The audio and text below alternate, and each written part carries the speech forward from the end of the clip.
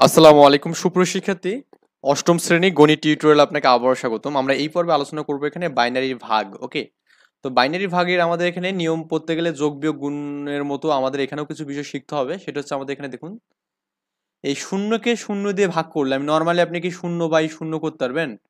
কারণ আপনি যদি নিচের মানটা যদি শূন্য পান, এখানে মানটা বুঝবেন যে ইনফাইনাইট বা অসংজ্ঞায়িত, এটা কখনো গুনতে পারবেন না। ওকে, ইনফাইনাইট হবে বা অসংজ্ঞায়িত হবে। এখানে আপনি চাইলে আপনার কাছে যদি ক্যালকুলেটর থাকে তো দেখতে পারেন, শূন্য ভাগ শূন্য করলে ইনফাইনাইট পাবেন, এবং ওয়ান ভাগ যদি আপনি জিরো করেন, মানে জিরো বাই ওয়ান করেন, তাহলে কত মানটা ওয়ান না জিরো হবে, জিরো হবে এখানে। আবার ওয়ানকে যদি জিরো দিয়ে ভাগ করেন, ওয়ান বাই জিরো করেন, তো এটাও কিন্তু আমাদের ইনফাইনাইট হবে, কারণ নিচের মানটা ভাগের ক্ষেত্রে আমরা জানি নিচের মানটা জিরো হলেই মানটা ইনফাইনাইট। আবার আপনি যদি এককে এক দ্বারা ভাগ করেন, মান কিন্তু ওয়ান পাবেন এখানে। তো এই মানগুলো এখানে দিয়েছে দেখুন, এককে এক দ্বারা ভাগ করলে কত ওয়ান হবে এখানে। আবার এখানে দেখুন জিরো দ্বারা ভাগ করলে ইনফাইনাইট, আবার এখানেও জিরো দ্বারা ভাগ করলে ইনফাইনাইট। ওকে, নর্মাল ভাগের আমরা ডেসিমেলে যে ভাগ নিয়ম করছি সেই নিয়মে এখানে ভাগের কথাটা বলা আছে। সো আমাদের প্রথমত এই এক্সাম্পলটা দেওয়া আছে, এখানে উদাহরণ একটা দেওয়া আছে। তো এই উদাহরণটা করার পর আমরা একক কাজগুলো মানে জোড়ার কাজ এক আমরা সলভ করব। সো আমি নিজের মতো করে একটু এই কাজটা করতেছি। এখানে কি দেওয়া আছে, এখানে 1 0 1 1, এটাকে ভাগ করা লাগবে কি দিয়ে, এখানে 1 1, তাই না? তারপর এখানে কি 0 1, আর এটা কি আছে, এখানে 1 1 ছিল, তাই কি না? এটাই ছিল তো নাকি? হুম।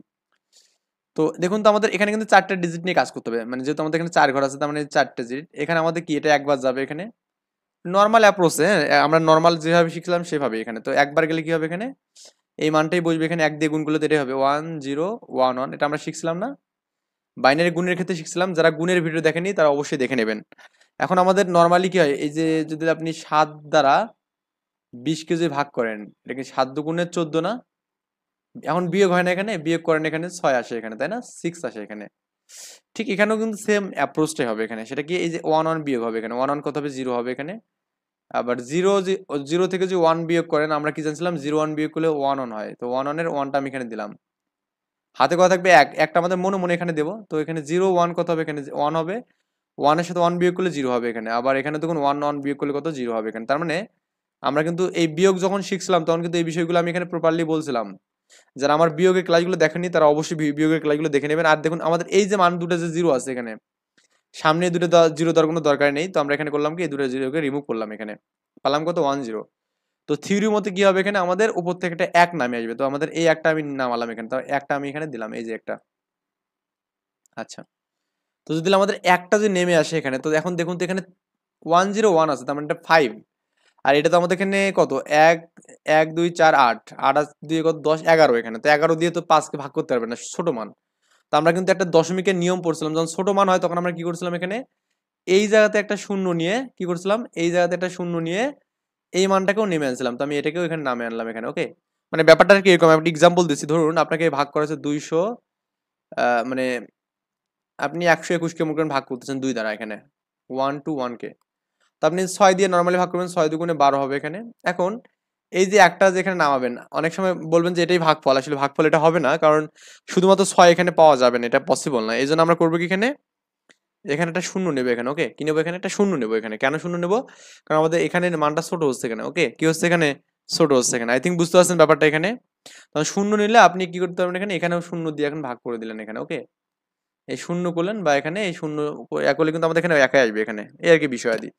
এখানেও আপনি একটা শূন্য নিয়ে কাজটা করলেন। এখন দেখুন আবার এই মানটা কিন্তু আমাদের এর মধ্যে একবার যাচ্ছে, কয়বার যাচ্ছে, একবার। তো আবার এক দিয়ে গুণ করেন, এখানে ওয়ান দিলেন এখানে। তো এক দিয়ে গুণ করলে কত, 1 0 1 1 এখানে।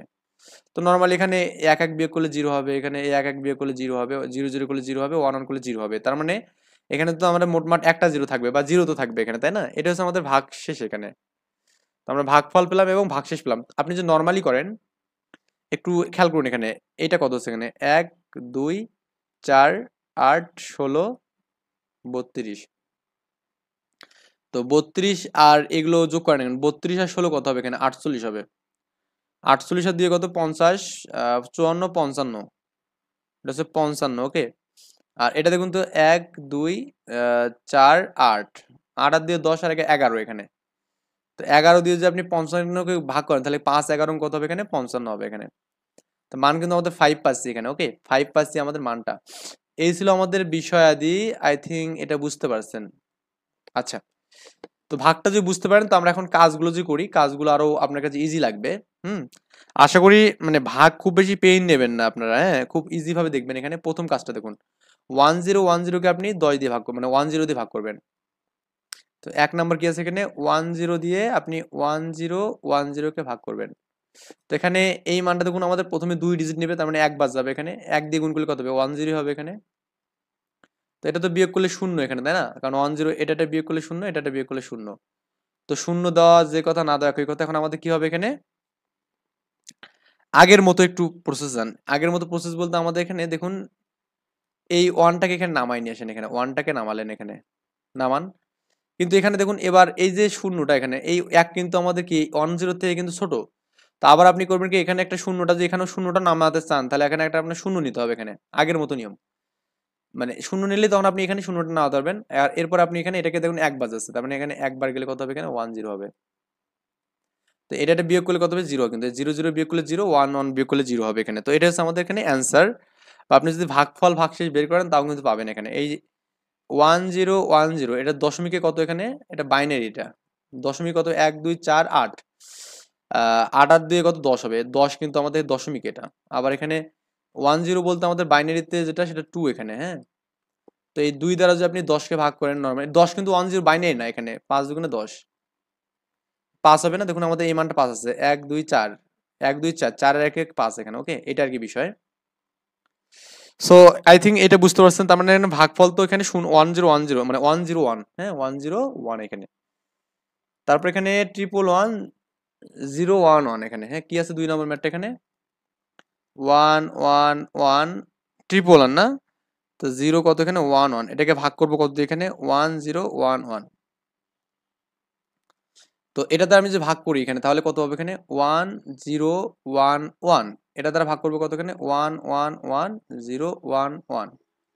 এখন আপনি এখানে দেখুন আবার এখানে কিন্তু একবার যাবে, এখানে একবার 4টে ডিজিট নেন, এখানে এখানে বসানো 1011। বাইনারি গুণ যদি অবশ্যই করছেন আপনি, বাইনারি গুণ করলে কিন্তু এটার ব্যাপার না, কারণ আমি জাস্ট এই এক দ্বারা কি করছি, এখানে 1011 কে গুণ করছি। বাইনারি গুণের ক্ষেত্রে কি হবে, এক দ্বারা যাকে মানে 1 থাকলে 1 হবে, 0 থাকলে 0 আর কি। এখন বিয়োগ করেন এখানে এই 0 এবং 1 এর বিয়োগফল কত এখানে, 1 কারণ 1 বসবে আর হাতে 1 থাকবে, কেরি থাকবে। তো এই 1টা আমি দিলাম এখানে, হাতে কিন্তু কি আছে বলতে, এখানে 1 আছে, এখানে একটা দিলাম, ওকে। এবার আমাদের এখানে এই 1 বিয়োগ করলে 0 হবে এখানে, 0-এর সাথে যদি আপনি 1 বিয়োগ করেন, এটা 0 আর 1 বিয়োগ করলে কত, আবার 1, হাতে একটা দিলেন, হাতে 1 কিন্তু আমাদের আছে, হাতে একটা দিলাম এখানে, ওকে। এটা বাদ দিলাম আমি এখানে, এগুলা কেরি মেরি এখন বাদ দিলাম।